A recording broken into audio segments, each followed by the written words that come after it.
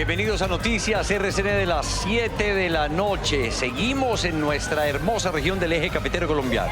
Hoy es noche de velitas y estamos transmitiendo desde Quimbaya en el Quindío. Les vamos a presentar las tres noticias que marcan la agenda informativa. La primera es la crisis política que se desató en Perú. En cuestión de horas, el ahora expresidente Pedro Castillo pasó de querer disolver el Congreso a ser destituido y detenido por las autoridades. Ya hay presidenta interina y en minutos les ampliamos. La segunda tiene implicaciones tanto económicas como ambientales. El gobierno confirmó que no habrá nuevas licencias para minería a cielo abierto. Aseguró la Agencia Nacional de Minería que se respetarán los contratos vigentes y dejó una puerta abierta. Y la tercera nos llena de felicidad porque, como se los decía hace un momento, hoy es Noche de Velitas, una fecha en la que las familias se reúnen y disfrutan de esta tradición. En Quimbaya, las celebraciones por todo lo alto, y en minutos les vamos a mostrar el espectáculo que encontramos. Hay alarma en la selección argentina por la posible ausencia de Rodrigo de Paul. Se cree que Rodrigo de Paul no podría estar con Argentina este viernes frente a Países Bajos. Esto es Noticias RCN de las 7 de la noche. Comenzamos.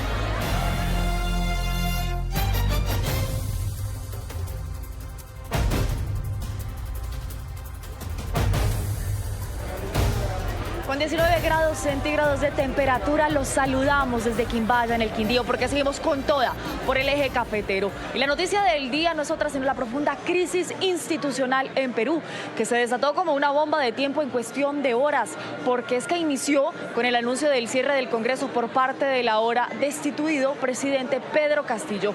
Más tardó Castillo en anunciar el cierre del Congreso que el mismo Congreso en destituirlo, pues fue minutos después la misma fiscal general en Perú la que encabezó la detención de Castillo en la prefectura de la Policía de Lima. Pedro Castillo fue detenido en horas de la tarde tras conocerse la decisión del Congreso peruano de destituirlo. Ha sido aprobada la resolución que declara la vacancia de la presidencia de la República. Castillo, quien se ve en el video vistiendo camisa azul, fue aprehendido por oficiales de la Policía Nacional luego de abandonar el Palacio de Gobierno en compañía de algunos de sus familiares. 101 votos de un total de 130 congresistas dejó ver la inconformidad del Pleno ante la decisión del presidente izquierdista de disolver el Congreso de Perú e instaurar un gobierno de excepción en el país. ¡Viva la democracia! Antes de su polémica decisión, Castillo se enfrentaría a su tercer juicio político en menos de un año, tras ser blanco de varias investigaciones de la Fiscalía peruana, que lo acusa de hacer parte, presuntamente, de una organización criminal y por corrupción. Lo que detonó hoy la crisis política en Perú fue la decisión de Pedro Castillo de cerrar el Congreso, incluso horas antes de que se votara la moción de vacancia en el Parlamento por incapacidad moral. Tomamos la decisión de establecer un gobierno de excepción orientado a restablecer el Estado de Derecho y la democracia, a cuyo efecto se dictan las siguientes medidas. Disolver temporalmente el Congreso de la República e instaurar un gobierno de emergencia excepcional. Convocar en el más breve plazo a elecciones para un nuevo Congreso con facultades constituyentes para elaborar una nueva Constitución en un plazo no mayor de 9 meses. Y es que miren, tras el anuncio de Pedro Castillo hubo reacciones desde todos los rincones de Perú y también en la región. Los gobiernos de México, Costa Rica, Estados Unidos pidieron que se restaure la estabilidad democrática en el país. Lauren Calderín, cuéntenos quiénes más reaccionaron. Paola, pues desde esta tarde en las calles de Lima hay manifestaciones a favor y en contra de Castillo. A esta hora hay choques entre manifestantes y la policía peruana en las inmediaciones de la prefectura donde se encuentra detenido el expresidente. Y es que más temprano se produjo una ola de dimisiones en el gabinete. Mire, el canciller, el abogado del exmandatario y varios embajadores anunciaron su renuncia.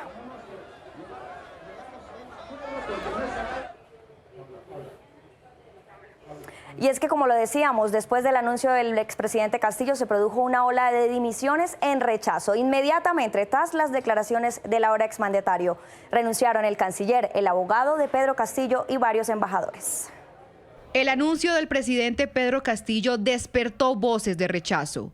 Al menos 11 de los miembros de su gabinete ministerial también dieron un paso al costado, entre ellos el canciller. Su abogado anunció su renuncia irrevocable a la defensa legal del mandatario.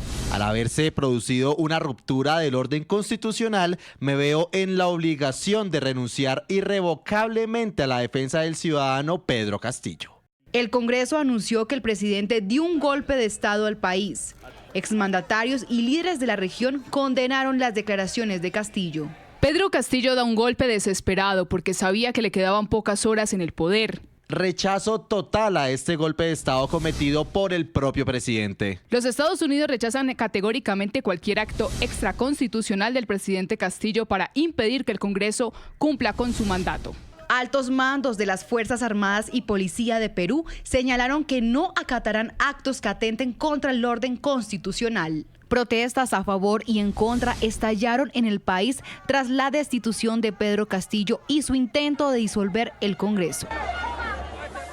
Y es que todos sabemos que el estado de cosas en Perú es producto de una crisis prolongada, pero lo que no hemos podido explicarnos es por qué el país vive en permanente agitación institucional. Por eso saludamos en Lima al consultor internacional Henry Rafael. ¿Quién es más responsable de la crisis que vive Perú? ¿Pedro Castillo, que decidió tumbar el Congreso, o el Congreso que lo destituyó? Buenas noches. Sí, muchas gracias, buenas noches. Definitivamente, la responsabilidad principal del manejo de la institucionalidad de un país es del presidente de la República. La Constitución le permite al presidente tener el poder absoluto y total de todas las instituciones del Estado. Y como tal, tiene mayor capacidad de poner en práctica un comportamiento democrático y, por supuesto, un comportamiento transparente de su gestión que permita justamente un buen camino o una buena sostenibilidad de la democracia. Y ese no es el caso de Pedro Castillo, quien flagrantemente no solamente violó la Constitución, sino ha sido acusado de delitos de corrupción, casi, yo diría, ya plenamente demostrado por las innumerables evidencias que han salido en los últimos meses. Profesor Rafael, pues ahora le pregunto, ¿su país estuvo al borde de una dictadura? ¿Eso habría sido un muy mal ejemplo para América Latina? Efectivamente, todos los organismos que forman parte del Estado, el Tribunal Constitucional, el Poder Judicial, la Junta Nacional de Justicia, el Poder Legislativo, no ha habido un solo estamento de la estructura del Estado que no haya catalogado lo que ha hecho Pedro Castillo como un golpe de Estado. O sea que estructural y funcionalmente hemos estado ante un golpe de Estado. Gracias en Lima al analista Henry Rafael. Y tenemos más noticias sobre esta crisis.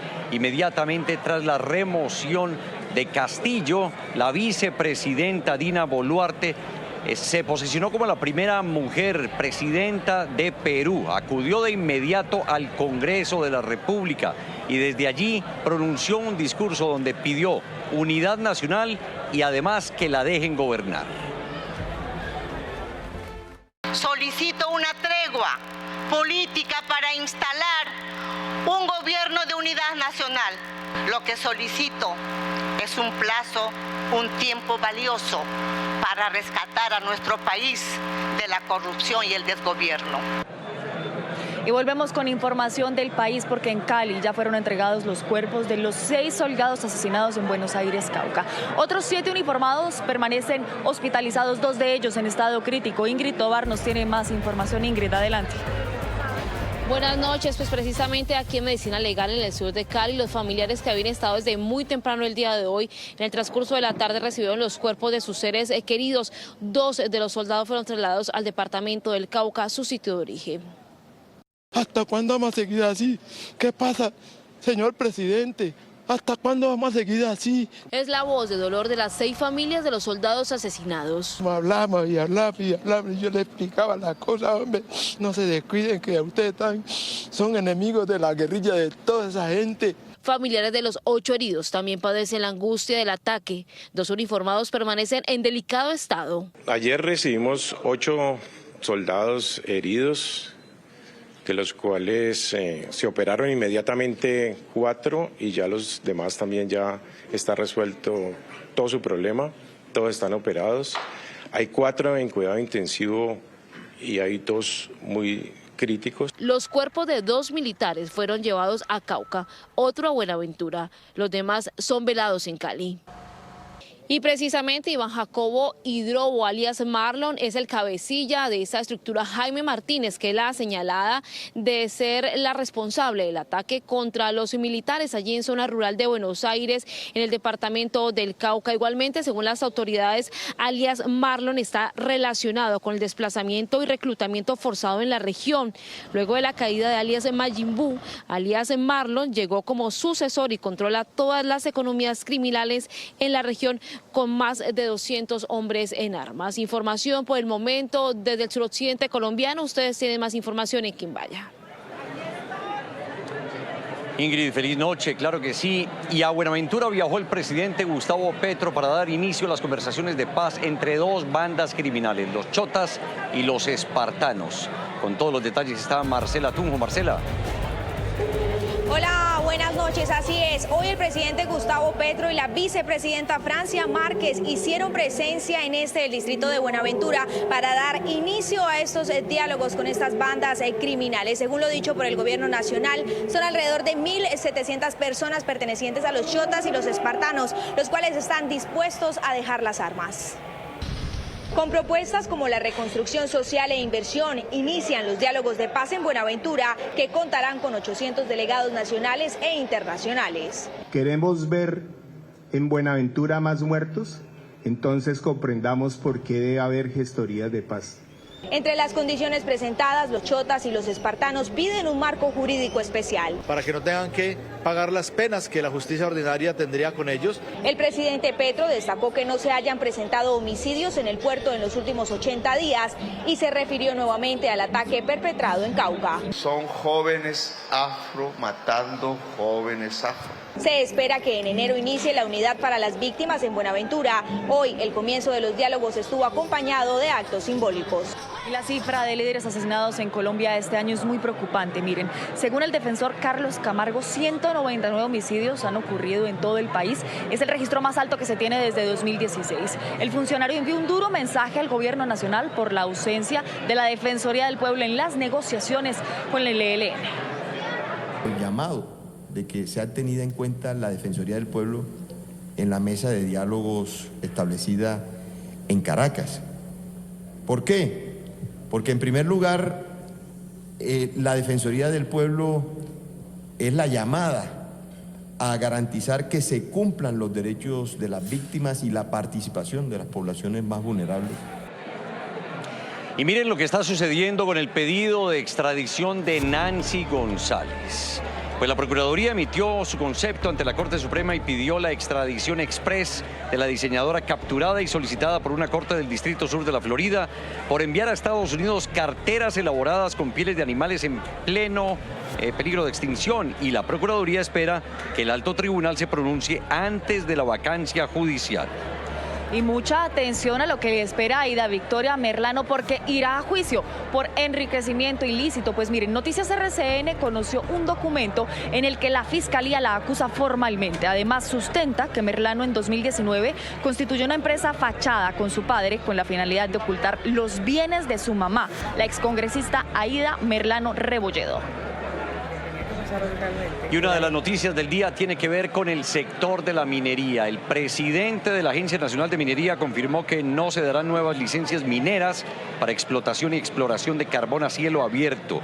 Se respetan, eso sí, los contratos actuales y solo se otorgarán nuevos si cumplen con requisitos ambientales. Que no va a haber más contratos de gran minería de carbón en el país, ¿cierto? Cielo abierto, pero el cielo abierto es especialmente carbón. Vamos a seguir recibiendo contratos, obviamente, eso es una de las funciones de la agencia, pero tiene que anexar esa certificación ambiental y si no, no va. Y pilas a esta importante noticia porque la Agencia Nacional de Infraestructura adjudicó por fin el proyecto del canal del dique, pues el contrato fue entregado a la firma de origen español SACIR Colombia. Tenemos algunos datos. Miren, el proyecto dique contará con una inversión de 3,2 billones de pesos, generará cerca de 62.000 empleos y beneficiará a 1,5 millones de habitantes. Hoy es noche de velitas y lógicamente en medio de esta tradicional celebración lo que más quisiéramos es que no haya quemados con pólvora. Pues justamente el gobierno nacional reglamentó la ley que deja una única regulación para la venta, compra, transporte y almacenamiento de pólvora en todo el país. La iniciativa tiene 2 puntos clave: que solo expertos puedan manipularla y reduce el nivel de ruido en cada espectáculo. Una única legislación para todo el país y 2 principales anuncios. 1, se elimina la posibilidad de que los ciudadanos manipulen la pólvora en categoría 3. Esta categoría 3 que tradicionalmente es la más peligrosa. Y otra muy buena noticia es que logramos reducir el número de decibeles en los espectáculos pirotécnicos. Y es que miren, no debemos acostumbrarnos a reportar noticias sobre quemados con pólvora. El Instituto Nacional de Salud acaba de actualizar la cifra lamentable en estos 7 días que han corrido de diciembre. Se han reportado 57 personas quemadas y por lo menos 22 de ellas son menores de edad. Pilas, porque aún estamos a tiempo de reportar una Navidad sin más quemados. Hoy puede ser un día feliz o convertirse en un día triste para usted y su familia. Aunque hay muchas cosas que no están en sus manos, el de la pólvora sí. Todo depende de su responsabilidad. Déjele la pólvora a los expertos. Evita que los niños jueguen con pólvora y si tienen mascotas, no las deje solas, ya que estas se asustan con el ruido de la pólvora. Si se presenta algún accidente, es importante llevar a la persona de inmediato al servicio de urgencias. Recuerde que la vida de sus hijos está en juego desde el momento en que le permite acercarse a la pólvora. Activar previamente el número único de emergencias 123. No aplicar absolutamente ningún remedio casero más que agua fría a chorro. El gobierno hizo un llamado a la prevención. A que por favor nos cuidemos. Llega el día de las velitas, donde puede aumentar estas lesiones. Por tanto, tengamos en cuenta que el cambio es sin pólvora. Lo cierto es que hoy se respira un ambiente de fiesta en todo el país. Pues Paola, nosotros estamos en Quimbaya, en el Quindío, en la tradicional celebración de las velitas. 100.000 visitantes, muchos de ellos están aquí, increíble, en esta plaza. Acompañándonos en este momento en esta transmisión de Noticias RCN de las 7 de la noche. Pero mire, Felipe, le cuento que en Bogotá hoy es el encendido y Shirley Salazar está acompañando allá esta situación. Nosotros aquí estamos disfrutando, pero cuéntenos, Shirley, cómo está allá todo el ambiente, porque la celebración es más que tradicional también allá. Paola, Felipe, muy buenas noches. Pues la Alcaldía Mayor de Bogotá, a través del IDRD, da apertura oficial a esta época navideña con la celebración del Día de Velitas desde aquí, desde el Parque Metropolitano Simón Bolívar, en donde cada una de las personas que van llegando se les va entregando su velita, pero esta vez es de velitas electrónicas para evitar incidentes y para que todo sea de manera responsable con los niños y tampoco con el uso de la pólvora. En la noche de hoy se busca batir el récord de la bandera más grande de la ciudad. Las familias, como decía, reciben la velita y sobre las 8 de la noche se realizará la ceremonia de la luz y se creará esta bandera que iluminará el cielo bogotano. Durante el evento también se tendrán presentaciones musicales del coro juvenil y la Orquesta Filarmónica Juvenil de Bogotá. Mientras llega la hora del show central, las familias y los niños se divierten con cientos de juegos que han sido preparados para ello.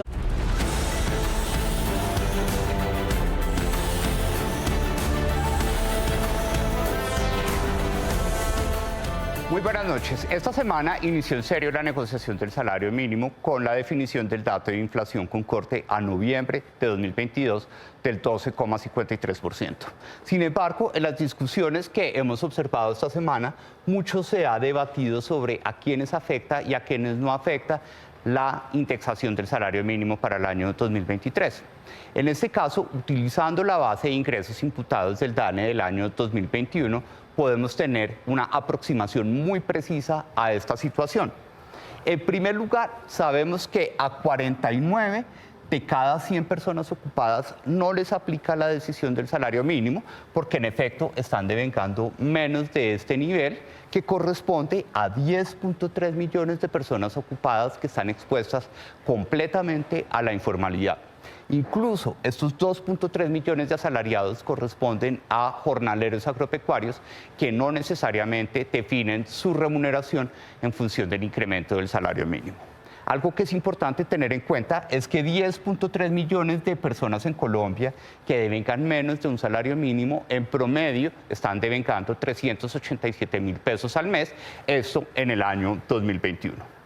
Cuando entramos al núcleo de afectación más importante de la decisión que se está tomando en el marco de la mesa de concertación salarial, es decir, a los ocupados que devengan entre 1 y 2 salarios mínimos, estamos hablando de 37 de cada 100 personas ocupadas que están devengando este rango de ingresos, que corresponde a 1.2 millones de pesos al mes. Estos ocupados, que en su totalidad corresponden a 7.9 millones, están en su mayoría en una condición de formalidad, asalariados, y 1.8 millones efectivamente estaban devengando el salario mínimo en el año 2021. Cuando pasamos a las personas que devengan entre 2 y 5 salarios mínimos en Colombia, para el año 2021 esto solamente correspondía a 11 de cada 100 personas ocupadas que devengaban en promedio 2.7 millones de pesos al mes. Finalmente, cuando vamos al rango de ingresos superior a los 5 salarios mínimos en Colombia, importante que tengamos en cuenta que solamente 3 de cada 100 personas ocupadas están en esta situación, devengando en promedio ingresos laborales de 8 millones de pesos al mes. Así pues las cosas, en el año 2021, con 21.1 millones de personas ocupadas, el ingreso laboral promedio era de 1.154.000 pesos aproximadamente, con lo cual el salario mínimo de ese año era casi el 80% del salario medio. Por eso es importante retomar textualmente al premio Nobel David Card, muy citado por las centrales de trabajadores, que dice que cuando el salario mínimo está muy cerca del salario promedio, su incremento por encima del ajuste de inflación puede ser muy costoso para la generación de empleo. Algo que no vimos en el año 2022 porque estábamos en una recuperación de puestos de trabajo perdidos, pero que seguramente tenemos el riesgo de ver en el año 2023 cuando ya hemos recuperado la totalidad del empleo que teníamos antes de la pandemia. Estas son las cuentas de Oviedo y buenas noches. Federación Nacional de Departamentos, aliados del progreso y desarrollo para todas las regiones de Colombia.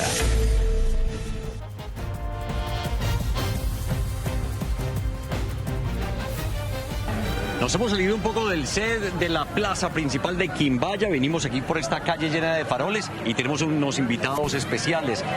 Diana Carolina es tallerista y hace estos faroles con estos abuelos hermosos. ¿Desde hace cuánto? Bueno, nosotros empezamos la elaboración desde septiembre más o menos. Es la versión 40 de este concurso de velas y faroles y es la primera vez que los adultos mayores del Hogar Santo Domingo Sabio se hacen presentes porque para mí son personas vitales en este momento. Claro que sí, ahí están los abuelitos Paola que nos están acompañando en esta noche con otros invitados que vienen muy especiales desde diferentes regiones. Y ahora le queremos contar de una construcción de una subestación de guardacostas de la Armada Nacional en la isla Gorgona que tiene con preguntas a los ambientalistas. Pues fuimos hasta el proyecto y lo conocimos y aquí tenemos el informe. Isla Gorgona, la isla verde, la isla científica, la conocida porque aquí hubo un penal por más de 20 años. Pero no hemos venido al Pacífico colombiano para hablar de esa prisión, sino para hablar de un proyecto que lidera la Armada Nacional en el que hay una torre de 55 metros, un muelle de por lo menos 132 metros y una estación de guardacostas. A la isla llegan en promedio 6.400 turistas al año, algo así como 800 lanchas. Para la Armada y Parques Naturales, este proyecto incentivaría el turismo de forma segura y sin afectar el área ambiental. Un riguroso trabajo de cumplimiento de los estudios de impacto ambiental. De hecho, se realizaron 3 estudios. Para los uniformados, la subestación también busca proteger el 97% del área marítima de Gorgona de delitos ambientales, así como la seguridad y defensa en la lucha contra el narcotráfico al estar tan cerca de zonas con alta densidad en cultivos ilícitos.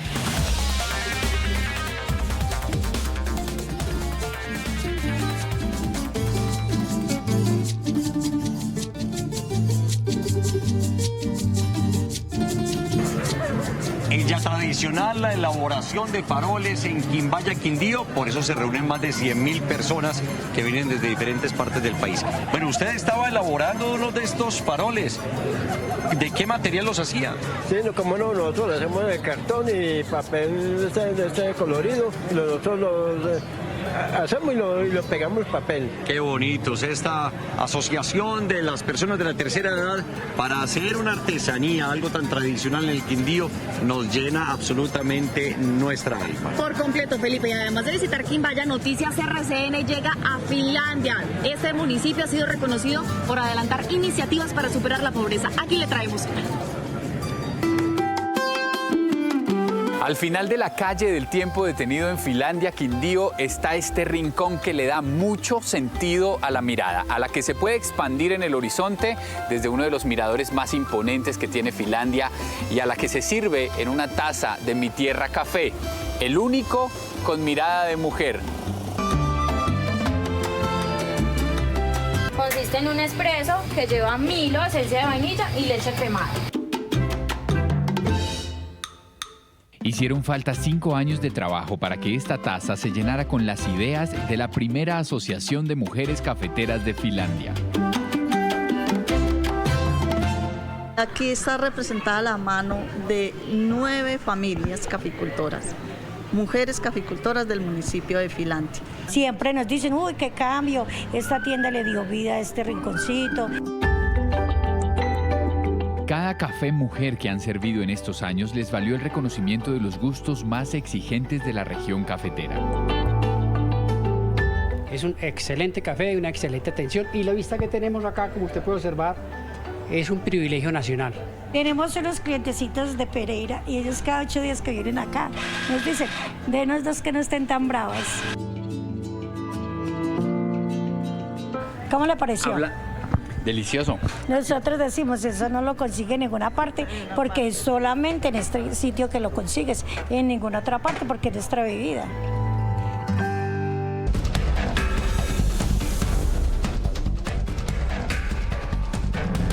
Hola, bienvenidos al Termómetro. Le medimos la temperatura al ambiente político y se la regulamos al poder. Arrancamos con las coordenadas de la Fuerza de la Paz, el nuevo partido político del senador Roy Barreras. Ojo, porque esa colectividad tiene un objetivo, recoger todo el santismo para que sea una plataforma de cara a las elecciones del próximo año. Era un proyecto político que tenía desde hace más de un año Roy Barreras y el vehículo que encontró fue utilizar el aval de ADA para después tener su propia personería jurídica. Ese partido tiene 15 días para presentar la lista de sus militantes y afiliados. Y presten atención porque el presidente del Congreso ya empezó a hacer las invitaciones. Allí llegarían todos los exministros de los 8 años de Santos como Juan Fernando Cristo, Guillermo Rivera, Yesid Reyes. También espera recoger el santismo que hay dentro del gobierno de Petro. Le hace Alfonso Prada, Alejandro Gaviria, Mauricio Liscano y Luis Fernando Velasco. Dicen que actuarán en coalición con el pacto histórico. Mejor dicho, un partido y muchos santos. Y vamos con otro que le está poniendo velitas a los santos. El representante Polo Polo, quien presentó un recurso ante el CNE para que no le den la personería jurídica al movimiento ecológico que le dio el aval. Es que recuerden que ese partido piensa entrar a la coalición de gobierno y él, Polo Polo, es claramente de oposición. Es decir, podría perder la curul. Polo Polo argumenta que para convertirse en partido, la Junta Comunitaria debió haber contado con él por ser la representación que tienen en el Congreso. Mejor dicho, su as bajo la manga es que vuelvan a barajar las cartas, pero con él metido en la partida. Y el que sí parece que está ganando la partida es el presidente Gustavo Petro, por lo menos entre los jóvenes. Sí, señores. Cerramos con lo que piensan, sienten y quieren ellos. Es que se conoció la última encuesta realizada por la Universidad del Rosario sobre percepción política, social y económica de personas entre los 18 y los 32 años. El presidente Petro tiene una favorabilidad de 61%. Su gabinete ministerial tiene una imagen favorable del 49%. En otros aspectos, el principal problema de los jóvenes es el empleo y la situación económica, y el 70% considera que la mayor barrera para acceder al primer empleo es la experiencia. Cuando suba o cuando baje la temperatura, acá estaremos con el termómetro político. Una feliz noche.